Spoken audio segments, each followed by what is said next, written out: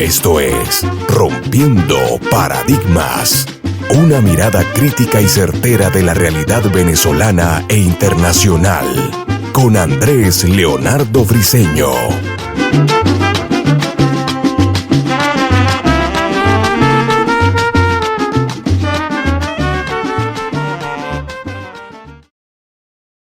Buenas, bienvenidos a otro episodio de Rompiendo Paradigmas. Este es el capítulo número 27 y por acá les habla Andrés Leonardo Briceño. Hace ya un par de semanas que no había tenido la oportunidad de grabar algo para este podcast, pero como se habrán dado cuenta, estamos en movimiento constante, sacando videoensayos, videos promocionales, tenemos caras nuevas por ahí y sinceramente es un motivo de alegría. Es un motivo de celebración que podamos diversificarnos de esta manera. El agradecimiento principal va a mi gran amigo Gonzalo Zulbarán, que es quien ha hecho que todo esto sea posible mientras yo he ido transitando los primeros meses con mi bebé, siendo padre primerizo, y por supuesto a esas voces y a esos rostros que han empezado a aparecer desde hace ya varias semanas, ¿no? Está la bellísima Angeli Sánchez promocionando en Instagram, el amigo Jesús Franceschi, y luego, bueno, los mala conducta de siempre, Gabriel Contreras en edición de audio, Gabriel Jiménez en diseño y edición de video, Marcel Barrios y Gabriel Anónimo, mejor conocido como Anónimo, nadie sabe su apellido, ni siquiera su mamá, según tengo entendido, así que nosotros tampoco. Gente de lo mejor, gente de categoría. Fundamentalmente, promotores de ese espacio tan bonito de los miércoles en Twitter, o X, como se llama ahora, conocido como Tertulias Criollas. Y sí, como se habrán dado cuenta, estamos en una etapa en la cual para poder trabajar con nosotros tienes que llamarte Gabriel. De hecho, Angeli, Gonzalo y yo también nos llamamos Gabriel, pero si no nos cambiábamos el nombre, esto iba a ser un sancocho, imagínense. Bien, hoy vamos a hablar de un tema que no sé ni para qué lo digo ya, porque esto corre por internet y siempre hay alguien que va a sentir que lo que yo digo es como un ataque directo, aunque no lo sea, ¿verdad? Pero es un tema que sí puede como mínimo encender un debate. El nombre que decidimos ponerle es El humo de la historia. No porque, como en otras ocasiones, estemos apuntando a la figura del historiador vendehumo. El historiador o divulgador, mejor dicho, que es acomodaticio, que cuenta las cosas de una manera que parezcan convenientes, agradables, aunque en realidad no lo sean. Porque eso sería mucho más sencillo. Es un poco blanco contra negro. En cambio, hoy vamos a hablar del oficio de historiar cuando se tiene prestigio, cuando se es excelente, pero aún así, deliberadamente, se acomoda lo que se dice en base a un tiempo o a una ideología determinada. Y sobre todo, por encima de eso, quisiera hacer énfasis en los divulgadores, que en este tiempo y en esta hora, por una cuestión de simpatía con determinada figura histórica o movimiento o etapa del pasado venezolano, como que se obsesionan con un discurso o una personalidad y les cuesta mucho salir de eso. Van perdiendo su imparcialidad y con eso su credibilidad. Entonces el público es siempre un público de nicho y no es la venezolanidad entera, que es a lo que deberíamos apuntar realmente. Y más de uno podría venir tranquilamente y decirme, pero Andrés, tú hiciste 2 programas sobre Juan Vicente Gómez, donde lo pintaste como un personaje fundamentalmente positivo para la historia de Venezuela y en cambio, cuando has hablado de los adecos siempre son unos demonios. Miren, el objetivo fundamental de la palabra compartida desde que nació en 2018 o 2019 nunca ha sido quedarnos, diría Meneses, como la serpiente que se muerde la cola, en esa discusión eterna entre las figuras de Pérez Jiménez y Betancur, o la figura de Gómez y todo lo que vino antes y todo lo que vino después, como diciendo Gómez versus la democracia, ¿verdad? No. El propósito nuestro siempre ha sido contar lo que no se ha contado. Exponer a los personajes históricos con sus luces y con sus sombras. Y cuando nosotros hablamos de Gómez no es que ignoramos la rotunda. Y cuando hablamos de Betancur no ignoramos el hecho de que fue un personaje complejo que fue evolucionando de esa etapa inicial profundamente marxista de tiempos de Lardi y del Plan de Barranquilla a una figura muy distinta. De manera que decir que en los años 60 Betancur era comunista es una tontería. Y esto lo hemos dicho infinidad de veces. Ahora, cada vez que que está acá va a hacer una acotación personal, escuchen los programas y se darán cuenta, esa acotación suele ir acompañada de esta es mi opinión al respecto. Todo lo demás lo sustentamos con testimonios, con información directa de fuentes primarias, periódicos, discursos parlamentarios, etc. ¿Eso quiere decir que yo, Andrés, como individuo, no puedo tener más simpatía por un personaje que por otro? No, no quiere decir eso. Por supuesto que la tengo. Siempre voy a decir que octubre del 45 fue una vergüenza porque realmente considero que Medina era y sigue siendo el mejor presidente que ha tenido Venezuela. Hay gente que piensa distinto. Hay gente que piensa que Medina fue mediocre. Hay gente que piensa que Medina fue débil. Por supuesto, hay de todo. Hay gente que piensa que el mejor presidente de Venezuela ha sido Caldera. Es más, una de las personas que cree eso es una de las personas a quien yo más respeto. Amigo personal. Colaborador de esta casa. Pero el problema está, reitero, cuando nos creamos como una burbuja de solo podemos tomar información de acá porque como este historiador o este comentarista o este individuo es más cercano a lo que yo pienso, entonces es más creíble. Eso es una burbuja de irrealidad que nos estamos creando. Y de hecho es un problema real. Yo los invito a que revisen sus redes, las que más utilizan, y le echen un repaso a las páginas de noticias o de divulgación histórica que ustedes siguen. Y les hago esta pregunta. ¿Ustedes siguen acaso o escuchan programas, comentarios, visiones del mundo que sean completa o parcialmente ajenas a las suyas? Porque el problema de eso es que si no es así, estos algoritmos de las redes sociales que solo nos van a mostrar lo que queremos ver y solo nos van a hacer escuchar lo que queremos oír, nos van construyendo una verdad. Y esa verdad, en tiempos de crisis de la identidad, se va volviendo absoluta. Entonces, entre nosotros y ellos, ese ellos puede ser cualquier persona, forma de pensar, hay como un muro infranqueable que se va levantando. Hay como un abismo que se va abriendo. Cuando desde esta casa hemos hecho crítica, por ejemplo, a Elías Pino Iturrieta o a Raiz Luca, ha sido fundamentalmente por su trabajo, no hacia su persona. Porque creemos que en muchas ocasiones han desinformado. Y ni siquiera se trata de lo que piensan personalmente, sino del hecho de que, por más que se valen de la autenticidad de las fuentes primarias, muchas veces prefieren mantener un status quo. O solo recurrir a otros historiadores que pensaron igual que ellos. Un gran ejemplo a seguir, caso contrario, es Tomás Polanco Alcántara. ¿Por qué? Porque Tomás Polanco Alcántara te presenta a un Gómez, a un López Contreras, a un Uslar, a un Bolívar, a un Miranda, en su contexto, en su tiempo, en su manera de pensar dentro de ese contexto y de ese tiempo. No te da una entelequia, no te da una deidad, no te da una versión caricaturizada para bien o para mal. No es el Gómez de Pocaterra ni es el Gómez de Laureano Vallenilla Lanz, sino Juan Vicente Gómez, el ser humano, la persona. El hombre que fue y que le tocó ser por las circunstancias y por la necesidad y por el movimiento de la historia. E igual de admirable es la obra de aquel que rectifica. Ahí está Manuel Caballero, por ejemplo. Ahí está José Rafael Cabrujas. En su momento hicieron, siguieron, hablaron lo que dictaba la propaganda oficial. Y en otro momento, alejándose de la problemática y del caso de estudio para verlo en su continuidad y en su contexto, se percataron de otras cosas.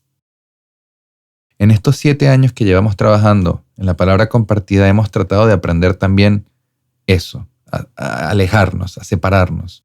Esa es una de las razones fundamentales por las cuales no hablamos mucho sobre lo que pasa hoy en día. Pero lo dicho, hemos ido aprendiendo también a los golpes, queriendo alejarnos de esos tópicos, ¿no? De esos temas que son siempre los mismos temas y que convocan, sí, y que llaman la atención porque son polémicos. Acá hemos preferido hablar de Alirio Ugarte.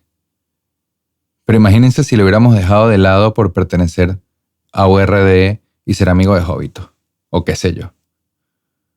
Hemos querido hablar, aunque todavía se merece su programa, de Aristides Calvani, siervo de Dios. Un hombre y un nombre que en Todos los que lo conocieron, sin importar su color político, dejó una impresión de honestidad, de esfuerzo, de bondad. Y era copeyano desde el día en que Copey empezó a existir. Triste si nos quedáramos nada más con los positivistas como fuente de información, que es algo que pasa mucho. Triste si leyéramos únicamente al Briceño Iragorri joven, que era más reaccionario, al de la tercera ola del positivismo, y no al Briceño Iragorri católico o al Briceño Iragorri antiliberal, que no por eso marxista. También profundamente antimarxista por su fe, pero más cercano al pueblo llano que al capitalista en su oficina. Y hay gente a la que eso le molesta. Triste, especialmente si no somos capaces de discernir cuando una figura como la de, y acá empezó la idea de este programa, José Gil Fortul, llegó a pecar de omisión e incluso de falsedad, porque lo hizo. José Gil Fortul, a quien admiro y respeto profundamente porque me parece uno de los grandes pensadores de Venezuela, por su adhesión al positivismo y por la época en que vivió, una época en la que en Venezuela se estaba construyendo el Estado-Nación y había que crear un mito fundacional, llenó una obra tan espectacular para el derecho venezolano como es su historia constitucional, de mentiras sobre la conquista española de América, de mentiras sobre la colonia, de mentiras sobre el proceso independentista. Hay mucha leyenda negra ahí, mucha. Y eso él lo sabía. Pero el problema es aún mayor cuando los divulgadores de hoy en día, sabiéndolo también, por simpatía con Gil Fortul o por simpatía con Gómez, no son capaces de separar una cosa de la otra. De pararse un momento y decir, hey, ya va. Desde el punto de vista jurídico, esto y aquello está muy bueno, es tremendo testimonio. Pero esto otro tiene todas estas otras pruebas y testimonios y elementos que prueban lo contrario, así de sencillo. Sin pintar una leyenda dorada o rosada de España tampoco, que ahora hay algunos historiadores que también se montaron en esa lavativa, ojo. Yo creo que para ser historiador hay que vivir ese anhelo de contar la memoria de un pueblo como se vive un oficio. El historiador no es el que estudia historia como carrera, del mismo modo que tampoco lo es el que un día se levantó, por mucho que lea, por muchas fuentes que cite, y sin tener la carrera profesional empezó a divulgar cosas sobre el pasado venezolano o de cualquier pueblo. El historiador tiene que tener, como con todo, oficio. Y tener oficio es tener una honra en lo que se hace, un respeto por lo que se hace y por aquel o aquellos a quienes va dirigido eso que se hace. Cuando nosotros subimos un podcast, por ejemplo, sobre la época de la guerrilla en Venezuela, tratamos de dejarlos con un montón de recursos y fuentes primarias para que ustedes mismos vayan y se informen, para que vayan y vean, para que se generen su propio criterio. Pero sí, teniendo toda la película completa. Esto no puede tratarse de crear una nueva intelectualidad elitista que borre un status quo para construir otro, que destape toda una parte de nuestra historia para tapar otra con su prestigio y con su credibilidad. Eso sería vergonzoso, eso sería una pérdida de tiempo. Si eso es lo que termina pasando, qué pena, porque esta oportunidad es única. En este momento de reseteo por el que estamos pasando como pueblo para contar las cosas bien, como fueron.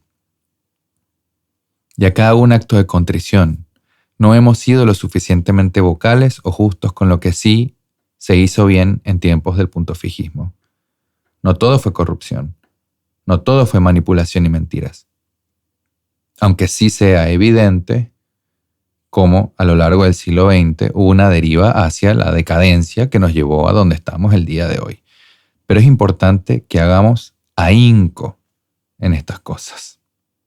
Es importante que, si nos vamos a aproximar a un Laureano Vallenilla Lanza, a un Gil Fortul, a un Pedro Manuel Arcaya, lo hagamos con cuidado, con delicadeza y tomando todo con pinza para compararlo con otras fuentes. Fueron hombres extraordinarios, inteligentísimos, claro que sí.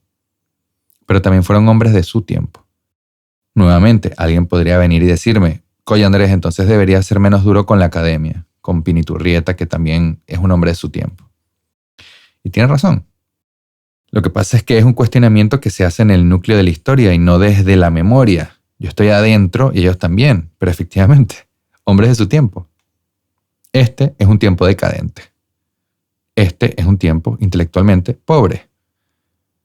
Este es un tiempo donde la gente le aburre la idea de pensar. Quiere que todo se lo den disuelto, quiere que todo se lo den masticado. Pero supongamos que yo fuera, en lo personal, el hombre más adeco del mundo, y me aproximo a la obra sobre el trienio adeco de Arraiz Luca, siguiendo esta idea de tratar de escapar de la burbuja de irrealidad. Bueno, lo ideal sería que yo tratara de ir a otras fuentes también, ¿no? Que me cuenten otras cosas. Ponte que no voy a ir a lo que decían los militares, ok. Pero ¿qué decía Copey? ¿Qué decía URD? ¿Qué decía la gente que lo vivió más allá de la historia que nos contaron? Entonces, ese doble movimiento es aplicable y es necesario. Así como hago un llamado de atención sobre gente que puede ser, pensarán ustedes, más cercana a mí en lo ideológico, también la cosa va para el otro lado. Yo sé de muchos que no han querido escuchar nunca nuestro programa porque tienen un velo, una idea de que acá somos perejimenistas y gomecistas. El gomecismo se murió con Juan Vicente Gómez. Los últimos gomeros se murieron apoyando a López Contreras un poquito antes y un poquito después del 18 de octubre de 1945. El perejimenismo nunca existió, ni siquiera en la mente de Pérez Jiménez, quien sentía, y lo dijo él, desprecio por la idea de que se construyera una ideología en torno a su figura y no en torno a ideas. Y eso generó debate incluso dentro de Cruzada Cívica Nacionalista, que era su partido, que fue el partido de Pérez Jiménez en los años 60 y en los 70. Pero es que hay como una especie de cerrazón ideológica, la cerrazón ideológica del reino, diríamos en tiempos de Isabel la Católica. Gente que es muy capaz y con la que podrían darse muy buenas colaboraciones, no se acerca a nosotros o a otros grupos de divulgación porque tienen esta idea preconcebida, tienen este prejuicio. Y luego están ciertos grupos de divulgación que no hacen ningún esfuerzo de verdad por demostrar lo contrario. Y se quedan en esas ideas preconcebidas y prueban que para algunos casos esos prejuicios son verdad. Y es tristísimo. Es un abismo tonto. Tonto. Yo lo único que no puedo aceptar es involucrarme con corruptos, con la gente de la cual puedo dar fe. No es porque me lo dijeron, no es porque puede ser, sino que puedo dar fe de que es corrupta, de que tiene las manos manchadas de sangre o de dinero mal habido. Y para eso hay muchos indicadores. Eso sí que yo no lo puedo hacer. No puedo colaborar con esa gente.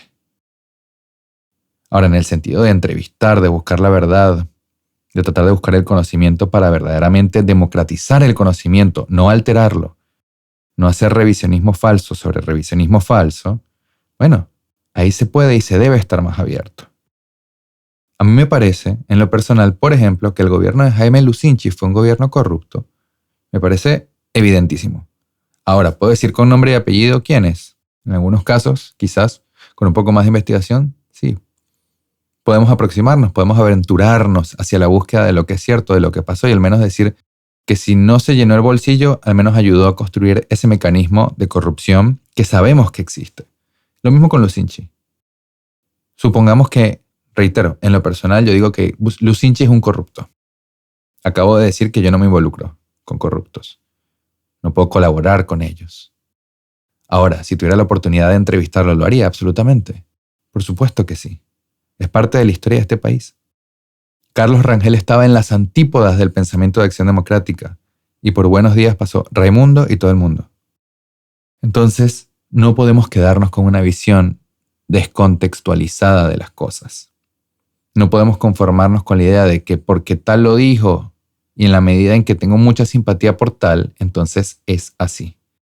Otro ejemplo, Pérez Jiménez llegó a decirle al profesor Blanco Muñoz que López Contreras lo que hizo fue regalarle tierras a Colombia, como otra manera de justificar lo que pasó en el año 45. Y muchas veces, ojo, gente que es más partidaria de lo que pueden ser muchos grupos de divulgación actuales del periodo punto fijista, los agarran con esa cáscara de cambur. Ah, pero a ti te gusta Pérez Jiménez, pero no, y te gusta Medina, pero se te olvida que Pérez Jiménez fue uno de los que tumbó a Medina. ¿Qué pasa? Bueno, esas son cosas que hay que saber responder. Este argumento de Pérez Jiménez es falso. Nosotros hicimos un programa sobre eso hace años ya. 2 programas, creo, demostrando cómo eso no era verdad. Es más, dentro del contexto y de la situación, que era bastante complicada para Venezuela por culpa de unos tratados que venían de tiempos de Santos Michelena, lo que logró López Contreras, a través del extraordinario trabajo de Esteban Gil Borges, fue mucho más positivo, mucho más meritorio y difícil que lo que se pensaba se podía lograr. El país se salvó de perder la cuenca del Sanare y gran parte del estado Apure. El país se salvó de perder gran parte del Amazonas, de perder casi toda la serranía o toda la serranía del Perijá en el Zulia. Pero si nos quedamos con la opinión personal de Pérez Jiménez, que es suya y es respetable, no estamos haciendo historia. Y es peor aún si divulgamos opiniones personales ajenas. Si acá nos pusiéramos a describir el puntofijismo como lo hacía Vitelio Reyes, el famoso hombre del lápiz rojo, caeríamos no solo en el sesgo, sino también en la vulgaridad. Entonces, creo firmemente que sobre mentes muy jóvenes está recayendo una responsabilidad muy grande y que es importante actuar en consecuencia. Es importante entender cómo lo que decimos, lo que pensamos, lo que divulgamos como historia, ahora que hay un resquebrajamiento de la credibilidad hacia la academia por su cerrazón en templos de mármol o su nostalgia infinita, en fin, lo que comunicamos tiene que ir de la mano no solo con la parte técnica investigativa, sino con un deber moral que es el de poner sobre la mesa todos los ingredientes y la hallaca que la hagan los venezolanos. Pero todos los ingredientes tienen que estar dentro de lo que es justo y lo que tiene sentido, por supuesto, pero tienen que estar. Si no, nunca nos vamos a entender. Nunca vamos a poder conectar con ese otro 50% de los venezolanos que también, oponiéndose al régimen, por ahí piensan distinto. Por ahí sabiendo aún todo lo que puede y debe saberse sobre, no sé, Acción Democrática, COPEI, etc., prefieren a un Betancur, a un Leoni, que a un Medina. Y nadie puede ofenderse por eso. Bueno, a menos que si prefieres un Chávez en medio de esta penumbra, me parece que eso ya es otra cosa, es otra liga. Pero el punto es, el estudio de la historia y su divulgación es una tarea seria. Es un oficio, todo lo demás es opinión. Este programa es un programa de opinión. El podcast, la palabra compartida, es oficio de divulgación histórica. Hacemos las 2 cosas. Por supuesto que nos han llamado de todo y nos han dicho sesgados, pero yo cualquier día de estos estoy abierto y dispuesto a tener un sano debate con esos puntos que más de uno ha querido remarcarnos. ¿Por qué no? Lo importante es no hacer de ese humo de la historia que ya conocemos otro humo distinto. Cambiar el humo azul o el humo rojo por humo negro, verde o amarillo. Porque por grandes que fueran, por inteligentes, por preparados, por profesionales que fueran, hombres como Uslar, Briceño Iragorri, Herrera Luque, Gil Fortul, miren, hay para tirar al techo. Porque Venezuela ha producido genialidad. Genialidad. Por mucho que signifiquen para nosotros y con sentido y razón tengan ese significado, hay que ser precavidos, hay que tener el mismo espíritu que ellos tenían, que es el espíritu de la duda, que es el espíritu de la sana incertidumbre. Solo un hombre trajo la verdad consigo y ni siquiera es que la decía nada más, él fue la verdad. Pero más allá de él, todos los demás estamos inclinados al error, estamos inclinados a una idea o a la otra. Y el gran esfuerzo, pero también el gran atractivo, la gran bendición, el reto simpático del oficio de historiador es buscar ese balance, es buscar ese equilibrio que permita otorgar un pedazo de conocimiento que no esté viciado de base. Acá hemos hecho muchos programas defendiendo la conquista española de América en sus aspectos positivos, pero el otro día también subimos un programa sobre la esclavitud negra, porque pasó. Somos producto de eso. De la lucha, de la contradicción, del debate, del encuentro, de la pugna, y surgieron cosas muy buenas.